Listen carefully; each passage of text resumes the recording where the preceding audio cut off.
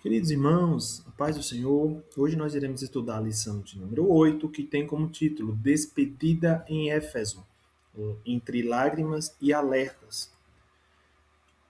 Bem, o texto áureo da nossa lição encontra-se em Atos, capítulo 20, versículo 28, e nos diz assim: Olhai, pois, por vós e por todo o rebanho sobre que o Espírito Santo vos constituiu bispos, para apacentardes a igreja de Deus que ele resgatou com seu próprio sangue. Essa primeira expressão, essa primeira palavra, esse primeiro termo aqui, olhai, significa vigiai, ficai atentos, ou seja, prestem atenção a respeito das vossas ações, das vossas atitudes, ou seja, primeiro de vós e depois por todo o rebanho. Então, essa instrução do apóstolo Paulo àqueles presbíteros tem como intuito mostrar para eles que antes de corrigir os outros, eles precisavam corrigir a si mesmos. Isso daqui, de alguma forma, está ligado, conectado com Mateus 7, capítulo 7,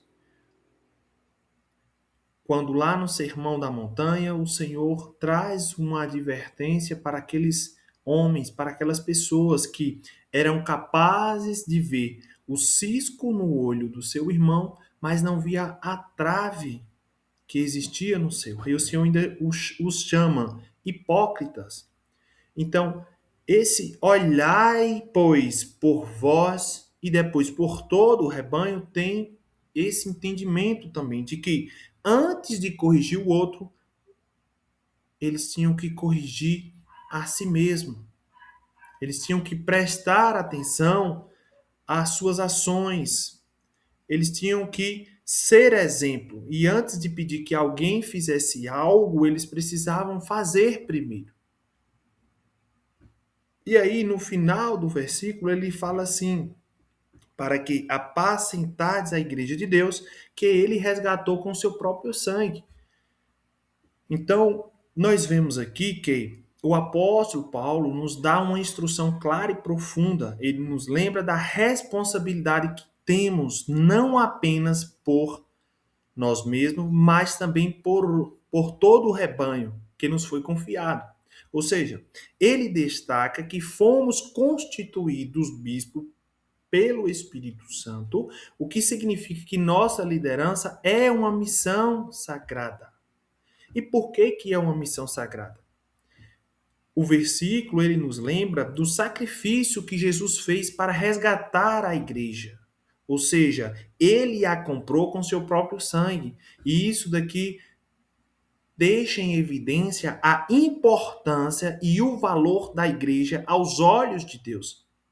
Portanto, esse cargo, ele é um cargo sagrado, ele é algo de um valor extremo, de um valor muito grande, de um nível de importância muito elevado. Por quê? Porque essa igreja de Deus, ela foi comprada ou foi resgatada por um alto preço, por um alto valor. Não foi um valor qualquer, mas foi a preço de sangue. E isso daqui nos traz o entendimento de que a igreja, aos olhos de Cristo, ela possui um valor inestimável.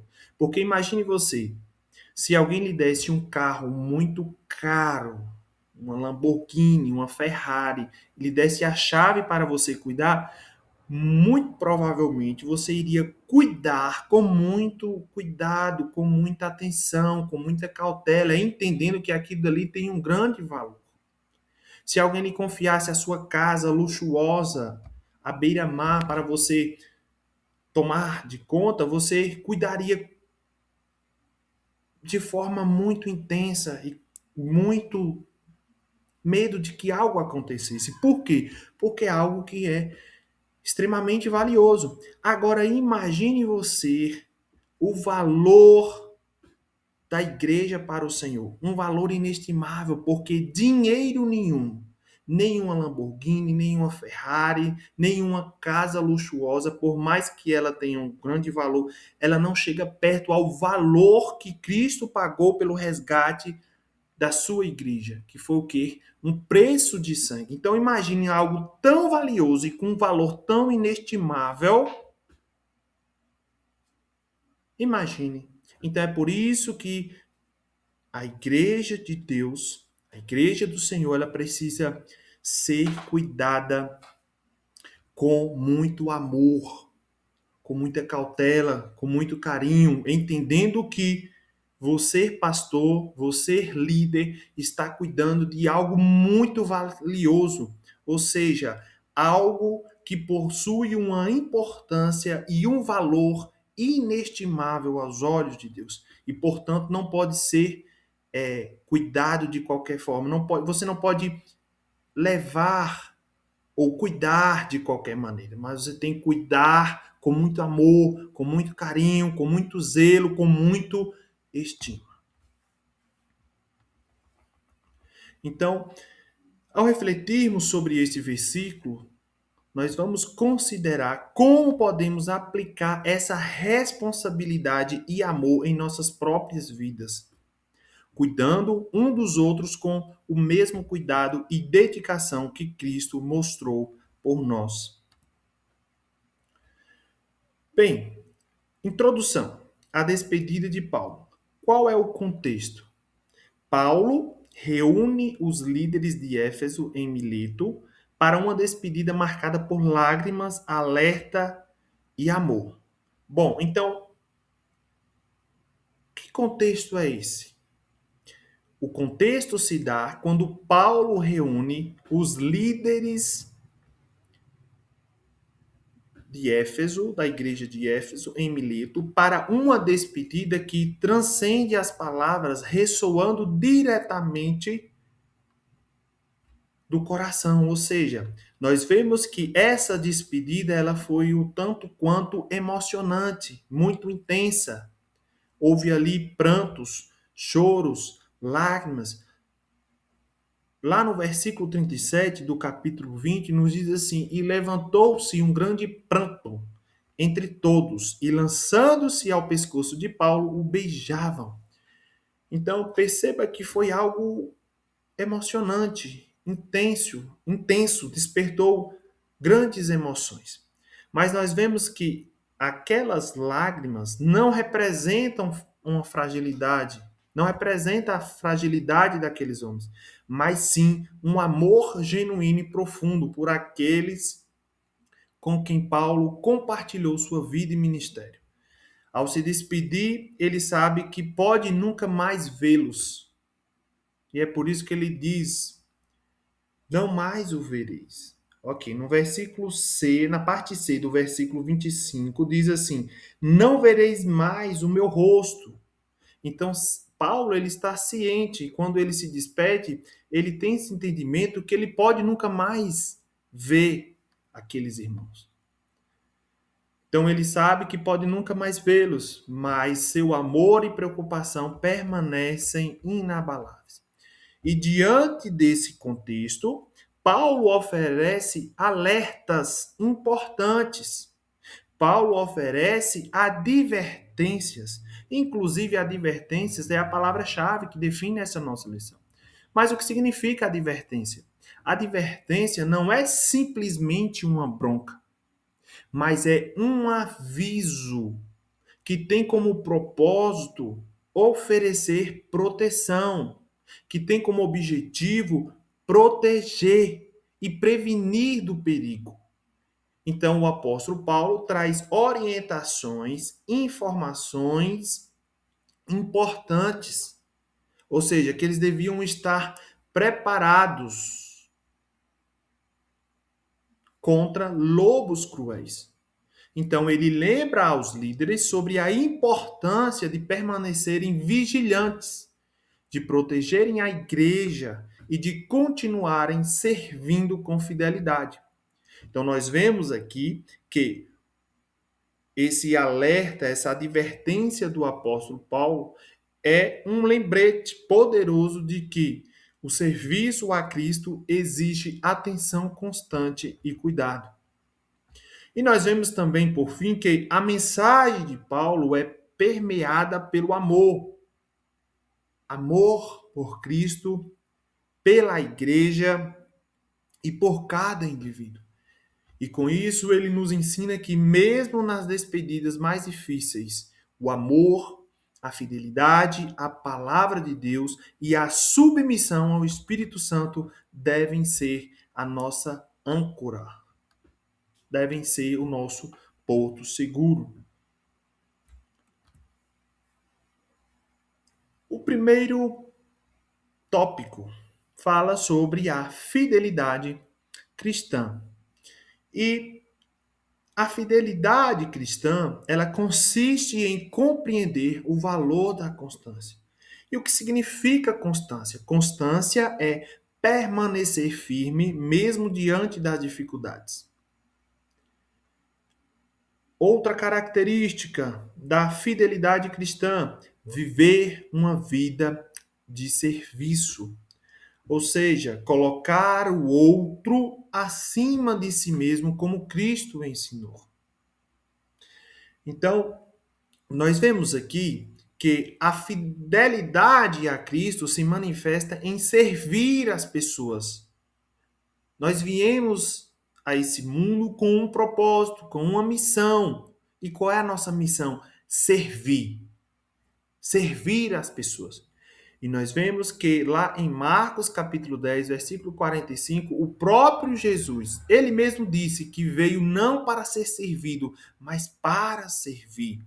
Então, a fidelidade a Cristo, ela é manifestada quando nós nos disponibilizamos para servir alguém, servir pessoas.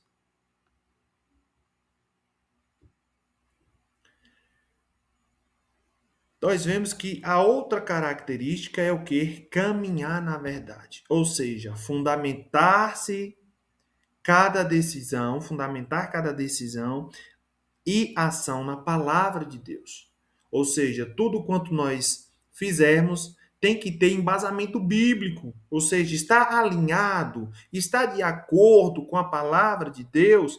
Se sim, eu faço. E se não estiver alinhado com a palavra de Deus, eu não faço. E isso daqui é de extrema importância para a vida cristã, para uma vida de fidelidade cristã. E a outra característica é demonstrar amor genuíno, ou seja, amar a igreja, os irmãos e o próximo com integridade. Nós vemos que o apóstolo Paulo, ele é um exemplo de fidelidade, coerência e entrega total ao ministério. E por que fidelidade? O apóstolo Paulo, ele permaneceu firme, mesmo diante das lágrimas, da oposição e das adversidades. Ou seja, as adversidades não o impediu de continuar com sua missão, mesmo com dificuldades, mesmo com lágrimas, mesmo com oposição, ele continuou, ele permaneceu firme, constante, cumprindo com a sua missão. E por que ele é um exemplo de coerência? Bom, sua mensagem era confirmada pelo testemunho de sua própria vida. Aquilo que Paulo pregava era aquilo que ele vivia. Testemunho vivo, através de suas ações, dos seus atos, das suas atitudes, ele refletia o caráter de Cristo. E nós vemos que sua mensagem era confirmada pelo testemunho de sua própria vida. Também um exemplo de entrega total. Por quê? Porque ele colocou a missão acima do conforto e da própria segurança. Lá no versículo 24, ele diz assim: Mas em nada tenho a minha vida por preciosa, contando que cumpra com alegria a minha carreira e o ministério que recebi do Senhor Jesus para ter testemunho do Evangelho da graça de Deus. Então, que nós possamos sempre andar em fidelidade cristã e aprender essas lições de fidelidade cristã através da vida do apóstolo Paulo. Fidelidade sobre pressão, permanecer firme até o fim. Então,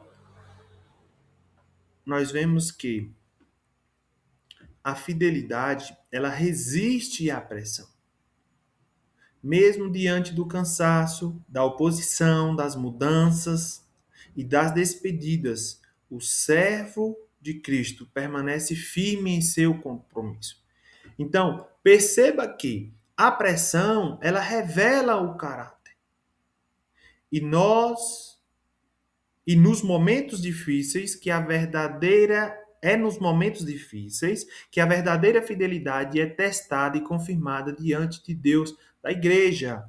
Porque permanecer fiel na bonança, quando tudo vai bem, quando tudo está dando certo, é fácil.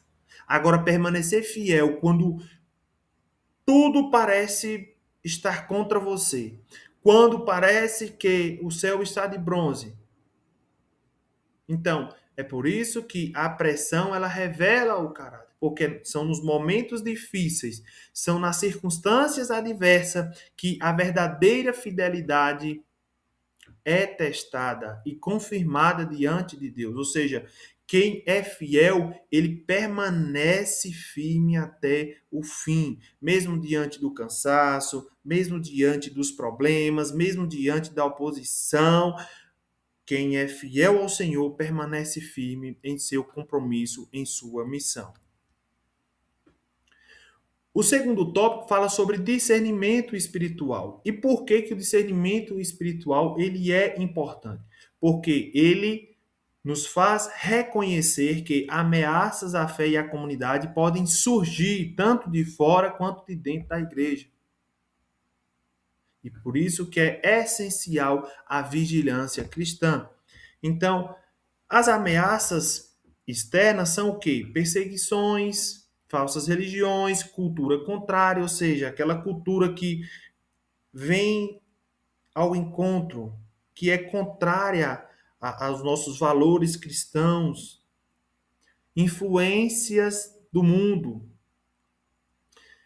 E as ameaças internas também podem surgir, porque às vezes a gente, quando fala de ameaças, a gente entende que as ameaças elas podem vir apenas de fora, ou seja, apenas ameaças externas, mas o apóstolo Paulo trouxe uma advertência de que as ameaças podem ser internas também, ou seja, podem surgir de dentro da igreja. E por isso que é essencial a vigilância cristã. Olha o que ele nos diz aqui. Ameaças internas também existem. Paulo alertou sobre elas em Atos 20 e 30, quando ele diz assim: de entre vós mesmos se levantarão homens que falarão coisas perversas para arrastar os discípulos após si. Então, nós precisamos ter discernimento espiritual. O discernimento espiritual é, portanto, uma ferramenta vital que nos ajuda a identificar e resistir a essas influências nocivas, mantendo-nos fortes e unidos em nossa missão. Então, discernimento é você conseguir ver, enxergar aquilo que o outro não vê. E precisamos ter esse discernimento espiritual, porque às vezes os nossos olhos espirituais estão vedados, tapados, e a gente não consegue ver o que está acontecendo. E é por isso que em nossas orações nós precisamos pedir a Deus que nos dê discernimento espiritual, a fim de que nós estejamos preparados para resistir, para enfrentar essas influências nocivas.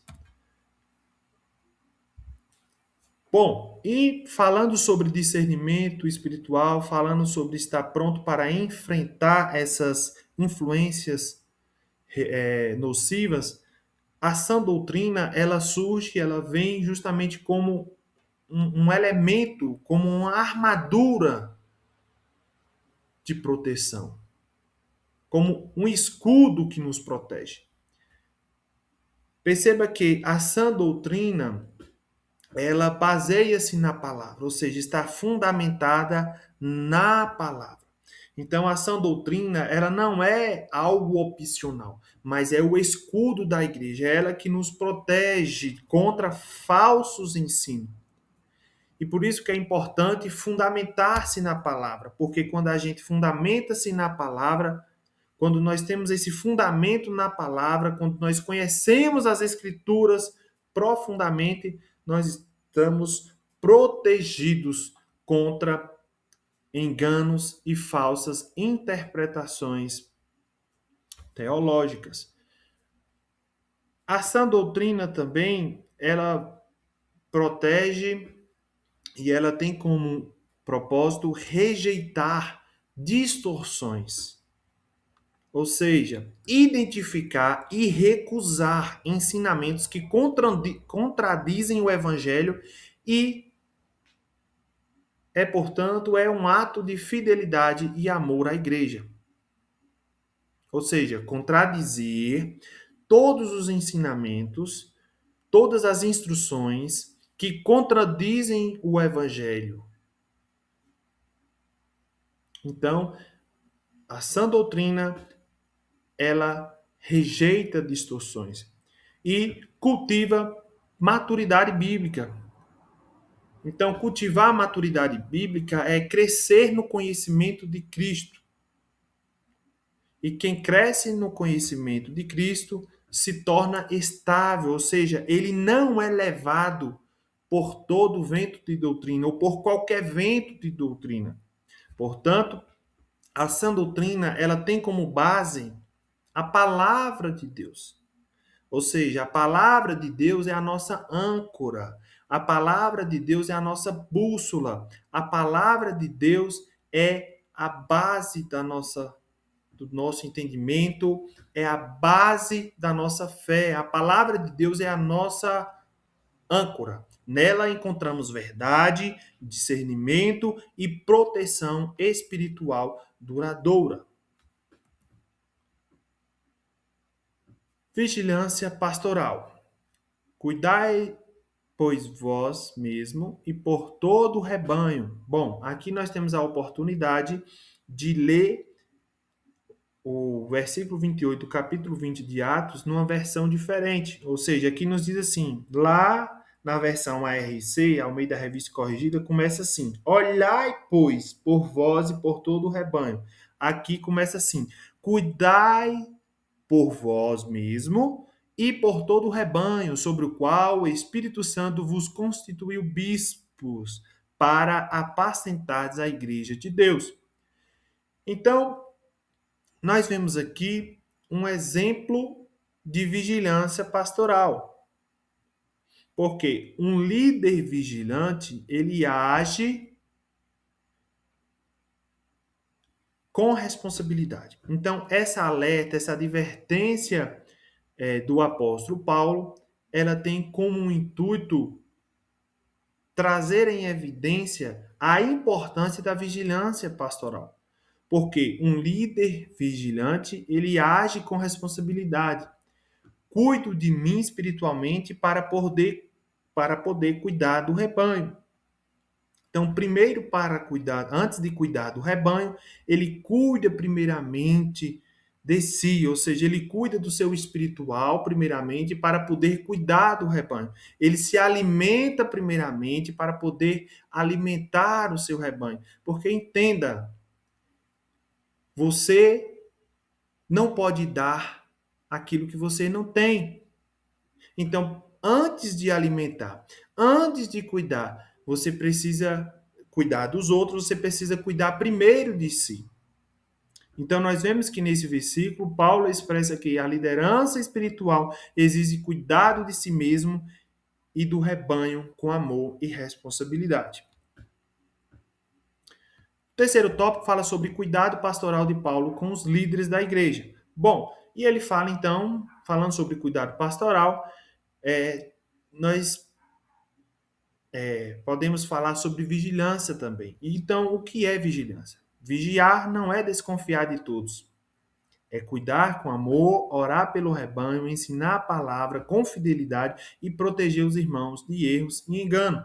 Então, amar é vigiar, servir e proteger com oração e dedicação.